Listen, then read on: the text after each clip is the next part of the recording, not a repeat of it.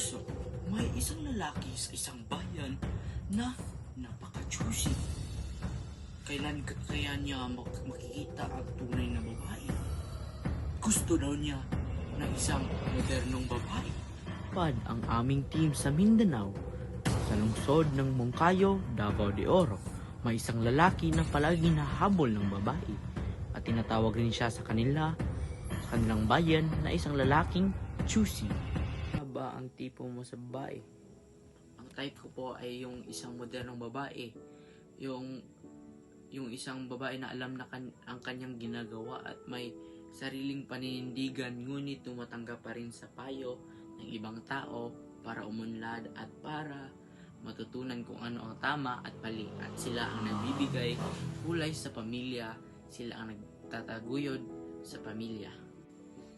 At ang tinutukoy ko po na isang modernong babae ay ang aking ina, dahil sa mga sakripisyo na ginawa nila ni Papa para lang mabuhay kaming pamilya at para matugunan ang aming pangangailangan.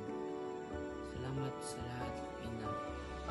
Alam ko na ikaw ay naghirap, matugunan lang ang aming pangangailangan.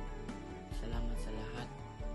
Alam ko na ikaw ay naghirap para lang sa atin, sa lahat. Salamat sa lahat. Hindi dahil sa iyo wala ako ngayon. Ako ay labis na nagmamahal at nagpapasalamat sa iyo. Salamat ulit. At Merry Christmas. At ngayon, ibibigay natin ang liham sa kanya. At dahil wala si ina, busy, kay lola ko na lang ibibigay. Tara, bigay natin.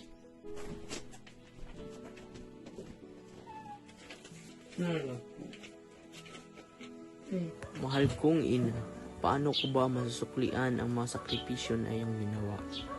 Mama, sa 14 na taon kong nabubuhay sa mundong ito, araw-araw kong nararamdaman ang pagmamahal mo.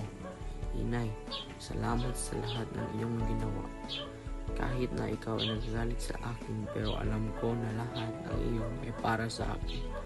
Mama, kayong dalawa ni Papa ang nagsisilbing inspirasyon sa akin araw-araw para gumawa ng mabuti. Salamat sa lahat at maligayang Pasko.